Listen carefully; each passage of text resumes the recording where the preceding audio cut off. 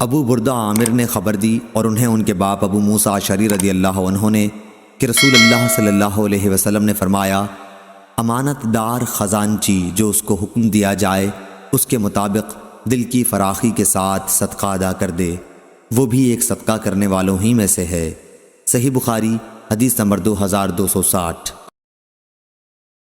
ابو بردہ نے بیان کیا اور ان سے ابو موسیٰ اشعری رضی اللہ عنہ نے کہ میں رسول کریم صلی اللہ علیہ وسلم کی خدمت میں آیا، میرے ساتھ میرے قبیلے اشعر کے 2 مرد اور بھی تھے۔ میں نے کہا کہ مجھے نہیں معلوم کہ یہ دونوں صاحبان حاکم بننے کے طلبگار ہیں۔ اس پر آپ نے فرمایا کہ جو شخص حاکم بننے کا خود خواہش مند ہو اسے ہم ہرگز حاکم نہیں بنائیں گے۔ یہاں راوی کو شک ہے کہ حضرت صلی اللہ علیہ وسلم نے لفظ لن یا لفظ لا استعمال فرمایا۔ صحیح بخاری حدیث نمبر 2261۔ عمرو بن یحییٰ نے بیان کیا، ان سے ان کے دادا سعید بن عمرو نے اور ان سے ابو ہریرہ رضی اللہ عنہ نے کہ نبی کریم صلی اللہ علیہ وسلم نے فرمایا، اللہ تعالیٰ نے کوئی ایسا نبی نہیں بھیجا جس نے بکریاں نہ چرائی ہوں۔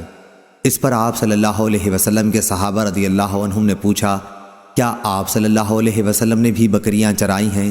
فرمایا کہ ہاں، کبھی میں بھی مکے والوں کی بکریاں چند قیرات کی تنخواہ پر چرایا کرتا تھا۔